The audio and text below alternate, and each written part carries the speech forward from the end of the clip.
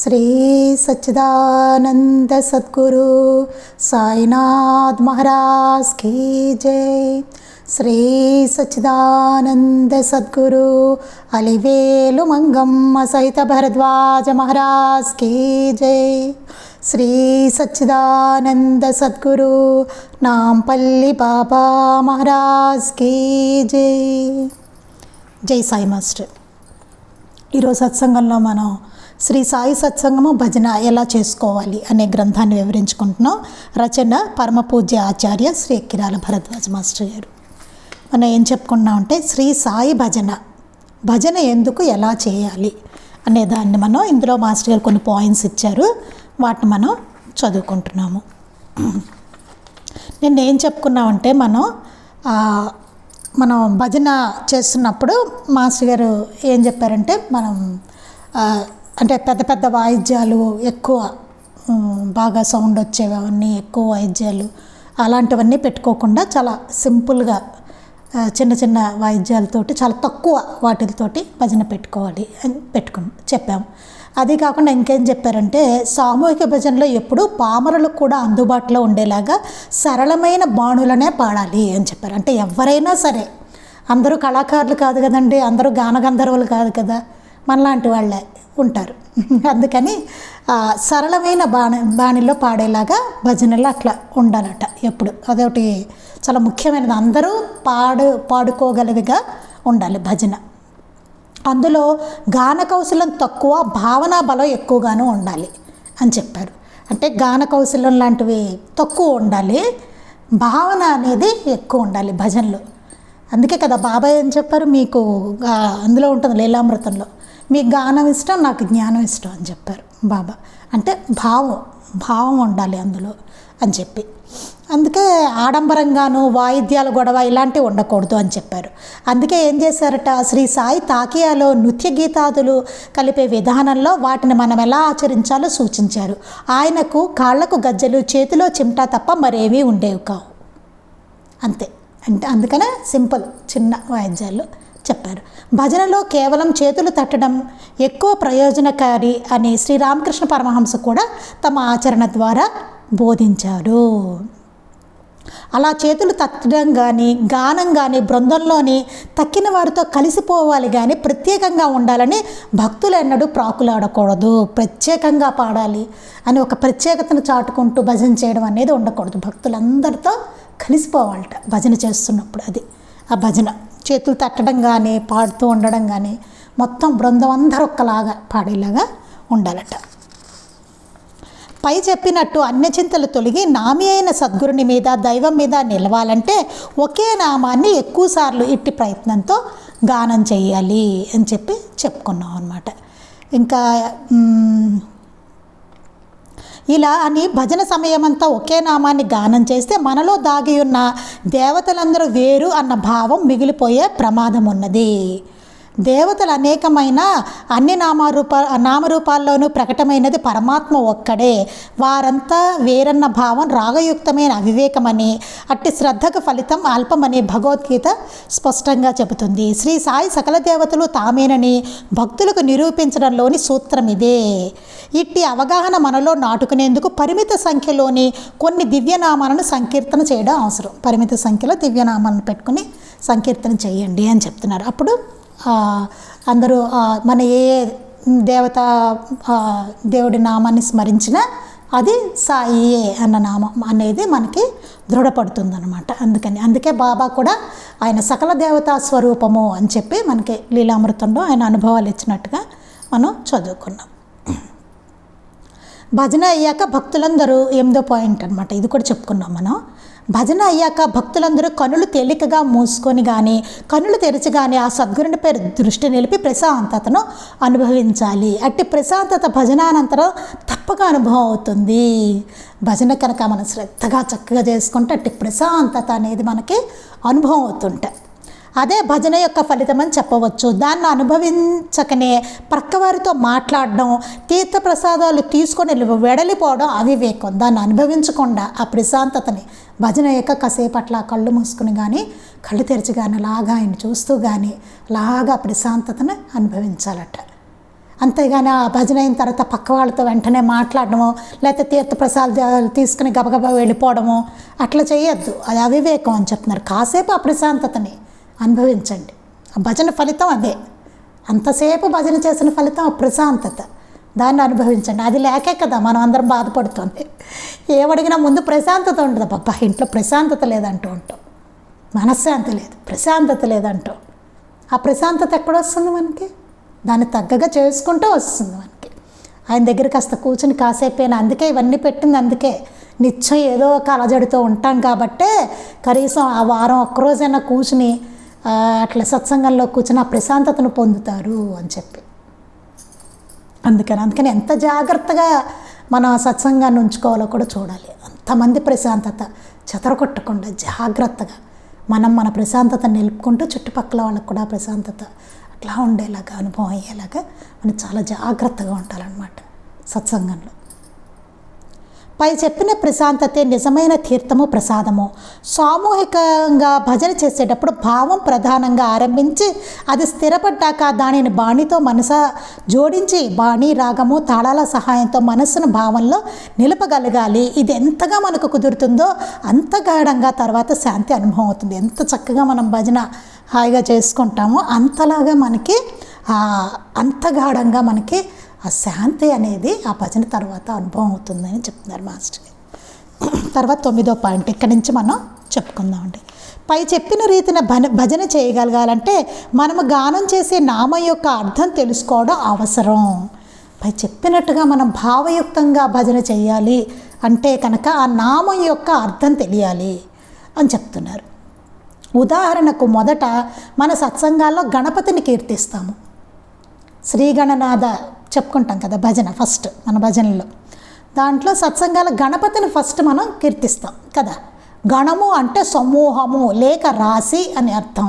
ఇక్కడ ఏం చెప్తున్నారు? గణము, గణపతి అంటాం. అంటే గణము అంటే సమూహము లేక రాశి అని అర్థం అంట. మొదట ఒక్కటిగానున్న బ్రహ్మము అనేకం అవదలిచి ఇలా అయినప్పుడు జగత్తంతా ఒకే నామ రూప గుణాలు గల అనేక వస్తు ప్రాణుల సమూహంగా ఏర్పడింది. అట్టి సమూహమే గణం. గణం అంటే ఏంటన్నది ఇక్కడ మాస్టర్ గారు చెప్పారు. మొదట ఒకటిగానున్న బ్రహ్మము ఆయన అనేకం అవ్వాలనుకున్నారట. అలా అయినప్పుడు జగత్తంతా ఒకే నామ రూప గుణాలు గల అనేక వస్తువులు ప్రాణులు సమూహంగా ఏర్పడింది. అంటే ఒక్కటే అన్ని రకాలుగా అనేకం అవ్వాలని చెప్పి ఏర్పడిందట. అట్టి సమూహమే గణం. ఉదాహరణకు మానవులు ఒక గణం, మనం ఒక గణం అండి. ఈ గణాలు అన్నవి ఉంటాయన్నమాట. అది మనం ఒక గణం, మానవులు ఒక గణం, జంతువులు ఒక గణం, జంతువులన్నీ ఒకటి, వృక్షాలు ఒక గణం, దేవతలు ఒక గణం, ఇలా గణాలు అన్నమాట. మరలా వీటిలో కూడా వేరు వేరు జాతులను గణాలు అని చెప్పవచ్చు. ఈ డివిజన్నే గణం అంటారనమాట. అలానే ప్రతి జీవి దేహంలోనూ వివిధ ధాతువుల రూపంలో గణాలు ఏర్పడతాయి. అలాగే మన దేహంలో కూడా వివిధ ధాతువుల రూపంలో గణాలు ఉంటాయట. సామరస్యంతో కూడిన వీటన్నిటి సామూహిక క్రియాకలాపమే సకల సృష్టి. వివిధ గణాల సామరస్యంతో పనిచేసేలాగా చూసే సర్వగతమైన శక్తి గణనాథుడు. చూడండి ఎంత బాగా చెప్పారు చూడండి. ఇక్కడ గణనాథుడు అంటే ఏంటంటే వినాయకుడు, గణేశుడు. ఆయన గణనాథుడు. ఆయన ఎందుకు అన్నారు అన్నది చెప్తున్నారు. సామరస్యంతో కూడిన వీటన్నిటి సామూహిక క్రియాకలాపమే సకల సృష్టి. ఈ సామరస్యంతో ఇవన్నీ పనిచేస్తూ ఉండాలి ఈ గణాలన్నీ కదా. మన శరీరంలో ఉండే గణాలు, మామూలుగా ఈ గణాలు కూడా మన జగత్తులో ఇందులో కనిపించే గణాలు అంటే మనము ఇవన్నీ అన్నమాట. ఇవన్నీ సామరస్యంతో పనిచేసేలాగా చూసే సర్వగతమైన శక్తే. ఆ శక్తి అన్ని సామరస్యంతో పనిచేసేలాగా ఉండి చేసే శక్తే అదే గణనాథుడు. అందుకే మొదట మనం గణపతిని పూజించడం అనేది ఉంది భజనలో. ఎక్కడ చూడండి మీరు ఏదైనా చూడండి ఫస్ట్ గణపతిని పూజిస్తారు. అందుకే ఆయన వర్ణాలలో ఈ గణపతి తత్వం ప్రకటన కావడం గమనించవచ్చు. ఆయన వర్ణనల్లో ఈ గణపతి తత్వం ప్రకటన కావడం గమనించవచ్చు. అందుకే ఆయననే వర్ణన ఉంటుంది కదా, ఆయన రూపం చూడండి, ఇదంతా చూసుకుంటే ఆ తత్వమే ఉంటుంది మనకి గణపతికి.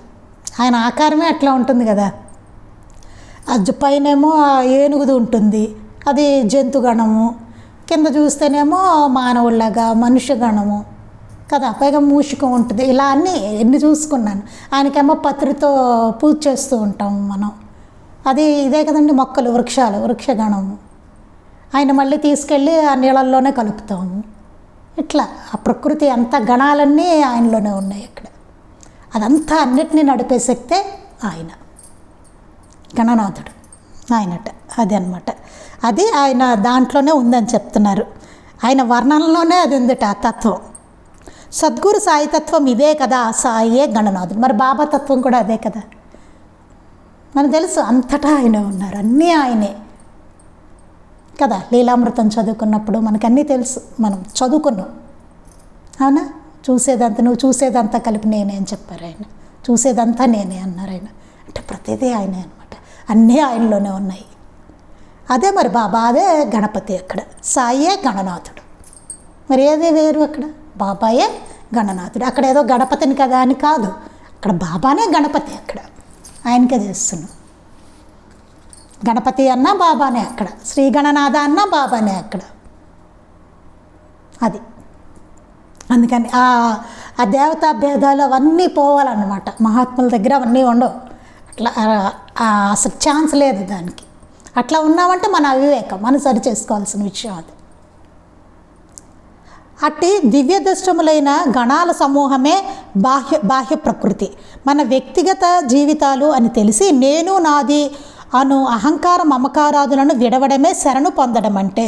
శరణు పొందడం అంటే ఏంటంటే, నేను నాది, ఇదంతా నాది, ఇదంతా నేను, ఇదంతా నాది, అలాంటివన్నీ విడవడమే శరణు పొందడం అంటే.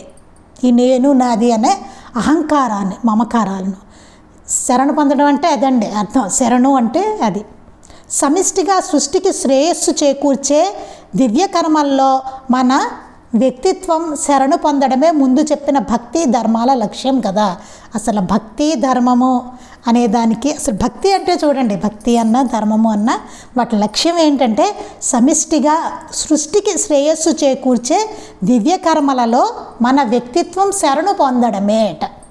అదిట భక్తి. ముందు చెప్పిన భక్తి ధర్మాల లక్ష్యం అదేట. భక్తి ధర్మానికి ఉండవలసిన లక్ష్యం ఏమిటి అంటే అదే లక్ష్యం. సమిష్టిగా సృష్టికి శ్రేయస్సు చేకూర్చే దివ్య కర్మలలో మన వ్యక్తిత్వం శరణు పొందడమే, అదేట దాని లక్ష్యం. సమిష్టి శ్రేయస్కరమైన కర్మలకు విఘ్నాలకు కలగకుండా వాటిని చెడగొట్టే దుష్కర్మలకు విఘ్నం కలిగించి సృష్టిని కాపాడే శక్తే గణపతి. మనం ఎందుకు గణపతిని పూజిస్తాము? ఆయన మొదట చేస్తాం గణపతికి, ఎందుకంటే విఘ్నేశ్వరుడు అంటాం, విఘ్నాలు తొలగిస్తాడు ఆయన అంటాం. మరి ఇక్కడ ఏంటండి, ఏమిటి విఘ్నం? అసలైన విఘ్నాలు అంటే ఏంటంటే, అసలు విఘ్నం అంటే చూడండి, ఇక్కడ సమిష్టి శ్రేయస్కరమైన కర్మలకు, అంటే అందరికీ శ్రేయస్కరమైన కర్మలు ఉంటాయి కదా, వాటికి విఘ్నాలు కలగకుండా, వాటికి విఘ్నాలు కలగకూడదు ముందు. వాటిని చెడగొట్టే దుష్కర్మలకు, వాటిని చెడగొట్టడానికి కొన్ని దుష్కర్మలు ఉంటాయి కదా, మన వలన ఉంటాయి, మామూలు సమాజంలో ఉంటాయి, మన వలన కూడా ఉంటాయి, మనం చేసుకున్న దుష్కర్మలు ఉంటాయి, చుట్టూ ఉండే సమాజంలో వాటి వలన ఉంటాయి, అన్ని రకరకాల రావచ్చు ఎన్నైనా. అలాంటి దుష్కర్మలకు విఘ్నం కలిగించి, అలాంటి దుష్కర్మలకు విఘ్నం కలిగించి సృష్టిని కాపాడే శక్తే గణపతి. వాటికి విఘ్నం కలిగించి ఇవన్నీ చక్కగా జరిగేలా చూస్తాడనమాట ఆయన. వాటికి విఘ్నాలు వచ్చి ఇవి చక్కగా జరుగుతాయి అన్నమాట. సమిష్టిగా జరిగే శ్రేయస్కరమైన కర్మలు ఏవైతే ఉన్నాయో అవి ఆ కాపాడే శక్తే గణపతి. దాన్నే గణపతి అంటారట. ఇప్పుడు మనం సత్సంగం పెట్టుకున్నామండి, చక్కగా రోజు నడవాలి, సత్సంగం చక్కగా జరగాలి, అంతేనా? ఇందులో ఎన్ని ఉంటాయండి, మనకి ఎన్ని విఘ్నాలు వస్తాయి చూడండి. ఒక్కోసారి మనం అటెండ్ కాలేకపోవచ్చు, చూస్తూ ఉంటాం. ఒక్కోసారి నాకు ఏదో అనారోగ్యం వస్తుంది, లేకపోతే ఎవరో వస్తారు, ఏదో అవుతుంది, లేకపోతే ఏదో పరిస్థితి వస్తుంది, ఏవో జరుగుతూ ఉంటాయి కదా. అట్లాంటివి మనకి విఘ్నాలు చక్కగా జరుగుతూ ఉండాలి సత్సంగం కదా. జరగాలంటే ఎట్లాగా? దాని దుష్కర్మలు ఏవైతే ఉన్నాయో వాటిని అన్నిటికీ విఘ్నాలు కలిగించి ఆయన్ని, మనం ఏదైతే మంచి కర్మలన్నీ చేస్తున్నామో, మంచి కోసం, సమిష్టి శ్రేయస్సు కోసం చేస్తున్నామో దాన్ని కాపాడే శక్తి గణపతి. అది అందుకే మనం భజనలో కూడా ముందు ఆయన గణపతితోటి మనం భజన చేసుకుంటాం అన్నమాట. ప్రారంభించేది అదే. మన పూజలో కూడా మొదట గణపతి పూజ ఎందుకు చేస్తారంటే అందుకని, శ్రేయస్సు కలిగించే చేయడానికి ఏవైతే దుష్కర్మలు అడ్డుగా వస్తాయో అవి రాకుండా మనకి కాపాడే శక్తి ఏదైతే ఉన్నదో అదే గణనాథుడు, అదే గణపతి. అందుకని అనమాట అండి మొదట చేసేది అది. అలా సమిష్టిగా ఐహిక సుఖదుఖాలనే స్రవంతిలో శాశ్వతంగానే తగులుకొనకుండా ఉద్ధరించే దైవశక్తి గురువు.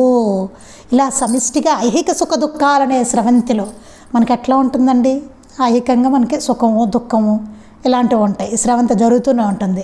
శాశ్వతంగానే తగులుకొనకుండా అందులో మనం తగులుకుంటూ ఉంటాం వాటిల్లో, అందులో తగులుకోకుండా ఉద్ధరించే దైవశక్తి గురువు. గురువు ఎందుకు, దాంట్లో తగులుకోకుండా మనం బయటపడేయడానికి. దాన్ని అంటిపట్టుకుని ఉంటాం ఈ సుఖ దుఃఖాలను మనం, అన్నీ ఐహికంగా ఉండే సుఖ దుఃఖాలతోటి మన జీవితం అంతా అట్లాగే నడుస్తూ ఉంటుంది కదండి. అంతే, అట్లాగే ఇటు సుఖము అటు దుఃఖము, ఇంకా ఏదో కాసేపు ఆనందంగా ఉంటాం, కాసేపు ఏడుస్తూ ఉంటాం. ఎవరికైనా మన అందరికీ ఇట్లాగే నడుస్తూనే ఉంటుంది జీవితం కదా. వాటిల్లో మనం తగులుకోకుండా ఉద్ధరించే దైవశక్తి. మనం అసలు ఎలా ఉండాలి, ఏంటి, ఎలా ఉంటే హాయిగా ఉంటాం, ఎప్పుడు ఆనందంగా ఉంటాం, సుఖశాంతులతో ఉంటాం మనం. అలా ఉద్ధరించే దైవశక్తి గురువు, అదే గురువుట. కనుక మన భజనలో రెండో నామము గురుస్మరణ. అందుకే రెండో నామం ఏం చెప్తారంటే గురుస్మరణ. మొదటేమో గణపతిని పూజించాము, తర్వాత గురునామం రెండోది మానస భజరే గురుచరణం దుస్తర భవసాగర తరుణం. ఇదొకటి మనం రెండో నామం చెప్పుకుంటాం అనమాట. అందుకని గురువు రెండో నామంగా చెప్పుకున్నాం. నామరూపాత్మకమైన జగత్తు ఆయన పాదాల్లో ఒకటి. ఆయన ఒక పాదం ఏంటిట, నామరూపాత్మకమైన జగత్తు. నామంతో రూపంతో మనకి ఏదైతే గోచరిస్తున్నదో ఈ జగత్తు, అది ఆయన పాదంలో ఒక పాదంట, అది ఒకటిట. నిర్గుణము రెండో పాదము, గుణాలే లేనిది రెండో పాదం. ఒకటేమో రూపాత్మకంగా మనకు కనిపించేది, అదొక పాదంట. నిర్గుణం, అసలు గుణం అనేది దీనికి ఏది లేదు, అట్లాంటిది మరొక పాదంట అయింది. ఎంత ఎలా ఉందో చూడండి, ఒకటలా ఒకటిలా ఇట ఆయన పాదం. రెండవ పాదము, మొదటి పాదంలో సకల దేవతలు తీర్థాలు సకల సృష్టి ఉంటాయి. అవి మొదటి పాదంలో ఏముంటుంటా అంటే, మొదటి పాదం ఏం చెప్పుకున్నాము, నామరూపాత్మకమైన జగత్తు అని చెప్పుకున్నాం. ఆ మొదటి పాదంలో ఏముంటుంటే సకల దేవతలు తీర్థాలు సకల సృష్టి ఉంటాయట.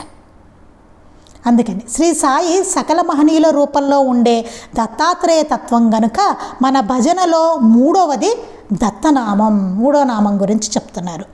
బాబా సకల మహనీయుల రూపంలో ఉండే దత్తాత్రేయ తత్వం, అందరు మహనీయుల రూపంలోనూ, అందరు దేవతల రూపంలోనూ, అందరు మహనీయుల రూపంలోనూ ఉండేది ఆ సాయినాథుల వారు. అందుకని ఉండే ఆ రూపమే దత్తాత్రేయ తత్వం అయింది. కనుక మన భజనలో మూడవ నామం దత్తనామం అన్నమాట, మూడోది. అందుకని ఏం చెప్పుకుంటున్నాం, మూడోది గురుదేవ దత్త సాయిరాం, సాయిరాం జయ సాయిరాం అది చెప్పుకుంటాం మనం. మూడోది దత్తనామం, మూడో దాంట్లో దత్తనామాన్ని తీసుకున్నాం అనమాట. అలా మాస్టర్ గారు అట్లా కూర్చారు దాన్ని, ఎందుకంటే వరుస చెప్పుకుంటూ వచ్చారు. మొదటేమో గణనాథుడు, అందుకని వినాయకుడిది ఫస్ట్, ఆయన గణేశుని ఆయన స్మరించుకుంటాం, తర్వాత గురువుని స్మరించుకోవడం, తర్వాత దత్తాత్రేయ మూడో నామం దత్తనామంతో. కనుక మన భజనలో మూడవది దత్తనామం. అట్టి నిరంతర భజన ద్వారా లభించే అచంచలమైన జ్ఞానమే అరుణాచలం. తర్వాత నాలుగో నామం ఏం చెప్పారు మాస్టర్ గారు, అరుణాచల శివ. నాలుగో నామం అరుణాచలం. ఎందుకంటే అటు నిరంతర భజన ద్వారా, అలా భజన నిరంతరం చేయడం ద్వారా లభించే అచంచలమైన జ్ఞానమే అరుణాచలం అంట. అరుణాచలం అంటే ఏంటి, అలా భజన చేయగా చేయగా చేయగా అచంచల నిరంతర భజన ద్వారా లభించే అచంచలమైన జ్ఞానమే. అలా భజనతోటే ఆ జ్ఞానం ఏదైతే వస్తుందో దాన్నే అరుణాచలం అని చెప్పారు. అంటే చూడండి, భజన ద్వారా అంతటి దాన్ని పొందొచ్చట, అదే అరుణాచలం అంట. ఒకటి వచ్చే జ్ఞానమే అరుణాచలం అని చెప్పారు మాస్టర్ గారు. అంటే నిజంగా అంతలా చేస్తే దానికి సార్థకత అనమాట. మనం చదువుకున్నది అప్పుడు కనబడుతుంది మనకి, అది అరుణాచలం అంట. అదే మన భజనలో నాలుగో నామం అరుణాచల శివ, అరుణాచల శివ అని చెప్పుకుంటాం. అందుకని అరుణాచలం అదే అని చెప్తున్నారు. అదే మన భజనలో నాలుగవ నామం, అది శివం, అంటే సకల శుభకరము ఓం నమ శివాయ కూడా ఉంటుంది కదా తర్వాత. అందుకని అది శివం అంటే సకల శుభకరము పరిపూర్ణము. అందుకే మన భజనలో 5వది శివనామం, 5వ నామం శివనామం ఉంటుంది. శివం అంటే సకల శుభకరము పరిపూర్ణము. అందుకే మన భజనలో 5వది శివనామం అంటే ఓం నమ శివాయ, ఓం నమ శివాయ ఆ భజన ఉంటుంది 5వది. అట్టి దత్తాత్రేయ తత్వం పరిపూర్ణమైన సిద్ధి జ్ఞానాల సమ్మేళనంతో అవతరించిన దత్తావతారాలను కీర్తించేది 6వ భజన. తర్వాత లాస్ట్ 6వ భజన ఏముంటుందంటే మనకి అట్టి దత్తాత్రేయ తత్వం పరిపూర్ణమైన సిద్ధి జ్ఞానాల సమ్మేళనంతో అవతరించిన దత్తావతారాలను కీర్తించేది 6వ భజన. 6వ భజన ఏముంటుందంటే దత్తావతారాలను కీర్తించే భజన ఉంటుంది మనకి. ఈ భజన వలన సూక్ష్మము శాశ్వతము సర్వగతము అయిన మహనీయుల తపశ్శక్తిని మన హృదయంలోకి స్మరణ ద్వారా ఆహ్వానించడమే దాని లక్ష్యం. తర్వాత 6వ భజన ఎలా ఉంటుందంటే మనకి దత్తావతారాలు, ఈ మనకున్న దత్తావతారాలని కీర్తిస్తూ ఉంటుందన్నమాట. ఈ భజన వల్ల సూక్ష్మము శాశ్వతము సర్వగతము అయిన మహనీయుల తపశ్శక్తిని మన హృదయంలోకి స్మరణ ద్వారా ఆహ్వానించడమే దాని లక్ష్యము. ఆ దత్తావతారాలందరినీ నామాలను మనం ఆ భజన ద్వారా స్మరించుకుంటూ సూక్ష్మము శాశ్వతము సర్వగతము అయిన ఆ మహనీయుల తపశ్శక్తిని ఆ నామాలు స్మరించడం ద్వారా ఆ దత్తనామాలని ఆ దత్తావతారాలని స్మరించడం ద్వారా ఆ మహనీయుల తపశ్శక్తి, వారి తపశ్శక్తి ఏదైతే ఉంటుందో దాన్ని మనం నా హృదయంలోకి స్మరణ ద్వారా ఆహ్వానించడమే. వారిని మన హృదయంలోకి ఆహ్వానించుకోవడం ఆ భజన అంటే. భజన చేస్తున్నప్పుడు ఏమవుతుంది, ఆ నామం స్మరిస్తున్నప్పుడు వారిని మనకు హృదయంలోనికి ఆహ్వానించుకుంటున్నాం అన్నమాట. మన హృదయం అంతా వారితో నిండిపోతుంది. దాని లక్ష్యం అదేట. అందుకని 6వది అట్లా పెట్టారు మాస్టర్ గారు. తర్వాత 10వ పాయింట్ ఇప్పుడు చెప్పారు కదా భజన ఏమేమిటి, ఎట్లా ఎన్ని భజనలు ఇలా ఎందుకు పెట్టారు అన్నదాన్ని వివరించారు మాస్టర్ గారు. ఖచ్చితంగా ఇది ఏమేమి పెట్టారు మనం ఒక్కసారి మళ్ళీ మనం చెప్పుకుందాం. ఫస్ట్ గురు బ్రహ్మ శ్లోకంతో ఉంటుంది. తర్వాత శ్రీగణనాథ చెప్పుకుంటున్నాం, వినాయకుడిని ఎందుకు మనం చేసుకుంటాం చెప్పుకున్నాం. తర్వాత గురు మానస భజరే గురుచరణం, ఆయన గురించి, ఆయన పాదం అది కూడా చెప్పుకున్నాం కదా, 2 పాదాలు ఏమేమిటి అని. దాని తర్వాత దత్తనామం అని చెప్పుకున్నాం. బాబా దత్తాత్రేయుడు స్వరూపుడు, ఆయన దత్తాత్రేయుడు ఆయన, అందుకని గురుదేవ దత్తా సాయిరామ్ అని చెప్పుకుంటాం. 3వది. 4వది అరుణాచల శివ అని చెప్పుకుంటాం. అన్ని బాబానే అక్కడ. 5వది ఓం నమ శివనామం, ఓం నమ శివాయ అని చెప్పుకుంటాం. తర్వాత 6వ భజన దత్తావతారాలు చెప్పుకుంటూ వస్తాం అన్నమాట. అది భజన అండి. అలాగా ఆ నామాలతో మాస్టర్ గారు అట్లా ఆ భజనని కూర్చారు. మనం సత్సంగం చేసుకుంటున్నప్పుడు ఇలా మాస్టర్ గారు చెప్పినట్టుగా ఈ భజన క్రమాన్ని ఇట్లా మనం చేసుకోవాలన్నమాట. అని చెప్పారు కదా, అనేకమైన భజనలు పెట్టేసుకుంటే కన్ఫ్యూజన్, అది తప్ప ఇంకేం ఉండదు. మనం వేరే చోటుకి వెళ్ళినప్పుడు మళ్ళీ మనకి తేడాగా అనిపిస్తూ ఉంటుంది అనమాట. వేరే చోట మనం ఉండలేము, వాళ్ళు ఏవో పాడుతున్నారు అనుకోండి, అది కొంచెం కష్టంగా ఉంటుంది. సో ఇలా ఒక ప్రొసీజర్ ఫాలో అయితే మనం ఎక్కడ ఏ సత్సంగానికి వెళ్ళినా మనకి అట్లాగే ఉంటుంది. మనకి తేడా లేకుండా మనకి ఈజీ సులువుగా ఉంటుంది అప్పుడు. అందుకని అంటే మనలాంటి పామరులకు కూడా చక్కగా చేసుకునేలాగా మాస్టర్ గారు పెట్టారనమాట. అన్నీ ఇప్పుడు సంధ్యావందనం కానీ ఇవన్నీ చూడండి, ఒక మన ఆరతులు ఒకలానే ఉంటుంది ఎక్కడికి వెళ్ళినా. మీరు ఎక్కడ షిరిడి వెళ్ళండి, బాబా గుడికి వెళ్ళండి, ఇంట్లో చేసుకోండి, అదే ఆరతులు అవే కదా, హాయిగా ఉంటుంది. ఎక్కడున్నా మన అందరం కలిసి బాబా దగ్గర ఉన్నట్టే ఒకలాంటి ఆరతి చేసుకుంటున్నాం వాళ్ళందరం కలిసి.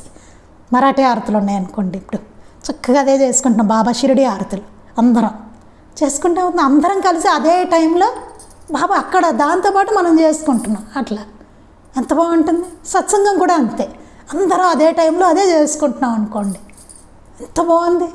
అదే భజనలు చక్కగా చేసుకుంటున్నాం, అదే బాబా చరిత్ర అవే చదువుకుంటున్నాం, అంతే కదా ప్రయోజనం. అది అద్భుతమైన ప్రయోజనం చెప్పారు మాస్టర్ గారు. దానికి ఎంత బలం ఉంటుందో చెప్పారు. చక్కగా అలా ప్రొసీజర్ పెట్టడంలో అర్థం అది. అందుకని మన ఇష్టం వచ్చినట్టు చేసుకొని వచ్చును, ఇట్లానూ చేసుకోవచ్చు. కానీ ఏంటి ప్రయోజనం నెరవేరాలంటే ఇది పద్ధతి, ఇట్లా చేసుకోవడం అన్నది కరెక్ట్ అన్నమాట. అది 10వ పాయింట్. భజనపై చెప్పిన ప్రయోజనాలను సాధించగలదిగా ఉపకరించాలంటే ఈ క్రింది సూచనలను గమనించి పాటించుకొనగలరు. ఇప్పుడు మనం సరే బాగుంది, ఇప్పుడు భజన చేస్తున్నాం బాగుంది, ఇప్పుడు ఆ ప్రయోజనాన్ని సాధించగలగాలంటే కొన్ని సూచనలు ఇచ్చారు మాస్టర్ గారు. భజన చేస్తున్నప్పుడు మనం పాటించవలసిన కొన్ని సూచనలు అని చెప్పారు మాస్టర్ గారు. ఇందులో కొన్ని రాశారు, ఒక 9 సూచనలు ఇచ్చారు మాస్టర్ గారు. అవన్నీ మనం రేపు చెప్పుకుందామండి. ఇప్పుడు మళ్ళీ మధ్యలో ఎందుకు, భజన చేసేటప్పుడు మనం పాటించవలసిన కొన్ని సూచనలు. ఏదో పాడేసుకుంటూ వెళ్ళిపోవడం, ఏదో చేసేస్తున్నాం అట్లా కాకుండా జాగ్రత్తగా మనం ప్రశాంతంగా ఉంటూ పక్క వాళ్ళకు కూడా డిస్టర్బెన్స్ లేకుండా వాళ్ళని ప్రశాంతంగా ఉంచుతూ చక్కగా చేసుకోవాలి భజన. దానికన్నిటికీ కొన్ని సూచనలు ఇచ్చారు, ఎట్లా చేసుకోవాలి ఎట్లాగా అనేదానికి. లేకపోతే ఒక్కొక్కళ్ళేమో సిగ్గుపడుతూ ఉంటారు, ఒక్కొక్కళ్ళేమో బాగా తెగబాడేస్తూ ఉంటారు, భజనలు తెగ చెప్పేస్తూ ఉంటారు. అట్లాంటివి ఏమీ లేకుండా ఎలా ఉండాలి అనేదాన్ని, మన భక్తే ప్రధానంగా బాబా కోసం చేస్తున్నాం అన్నట్టుగా ఎట్లా చేసుకోవాలి ఏంటి అనేటువంటి కొన్ని సూచనలు మనకి మాస్టర్ గారు ఇచ్చారు. 9 సూచనలు. అది మనం రేపు చెప్పుకుందాం. శ్రీ సచ్చిదానంద సద్గురు సాయినాథ్ మహారాజ్ కీ జై. శ్రీ సచ్చిదానంద సద్గురు అలివేలు మంగమ్మ సహిత భరద్వాజ మహారాజ్ కీ జై. శ్రీ సచ్చిదానంద సద్గురు నాంపల్లి బాబా మహారాజ్ కీ జై. గురుదేవ దత్త అవధూత చింతన. లోకా సమస్తాః సుఖినో భవంతు. లోకా సమస్తాః సుఖినో భవంతు. లోకా సమస్తాః సుఖినో భవంతు. జై సాయి మాస్టర్.